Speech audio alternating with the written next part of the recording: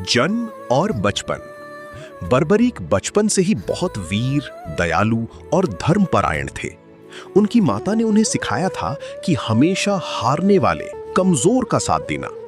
यही शिक्षा आगे चलकर उनकी कहानी का सबसे बड़ा मोड़ बनी।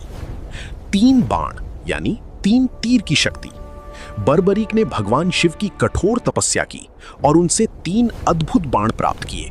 इसी कारण उन्हें 3 बाणधारी भी कहा जाता है। उन बाणों की शक्ति: पहला बाण, जिसे निशाना बनाओ उसे चिन्हित कर देता। दूसरा बाण दुश्मनों को नष्ट कर देता। तीसरा बाण सारे बाण वापस तरकश में ले आता। मतलब पूरे युद्ध को सिर्फ 3 बाणों से खत्म करने की ताकत थी। महाभारत युद्ध में जाने का निर्णय। जब महाभारत का युद्ध शुरू होने वाला था, तब बर्बरीक ने भी युद्ध में भाग लेने का निश्चय किया।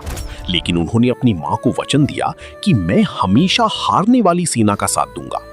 श्री कृष्ण की परीक्षा। भगवान श्री कृष्ण को यह पता चला कि बर्बरीक की शक्ति और उनका वचन युद्ध का संतुलन बिगाड़ सकता है। इसलिए श्री कृष्ण ब्राह्मण का रूप लेकर उनके पास आए और पूछा, तुम किसका साथ दोगे? बर्बरीक ने कहा, जो हार रहा होगा मैं उसका साथ दूंगा। समस्या क्या थी? अगर बर्बरीक युद्ध में जाते, वे कमजोर पक्ष का साथ देते। जैसे ही वो पक्ष जीतने लगता, वो दूसरे अब कमजोर पक्ष में चले जाते। इस तरह युद्ध कभी खत्म ही नहीं होता। शीश का दान। श्री कृष्ण ने बर्बरीक से दान में उनका सिर यानी शीश मांग लिया। बर्बरीक ने बिना सोचे समझे अपना सिर दान कर दिया। लेकिन उन्होंने एक इच्छा रखी, मैं पूरा युद्ध देखना चाहता हूं। श्री कृष्ण ने उनका सिर एक पहाड़ी पर रख दिया, जहां से उन्होंने पूरा युद्ध देखा।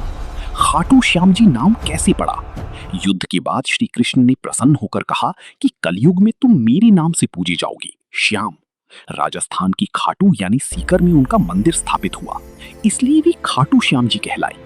आज भी मान्यता, खाटू श्याम जी को हारी का सहारा कहा जाता है। जो सच्ची मन से प्रार्थना करता है, उसकी मनोकामना पूरी होती है।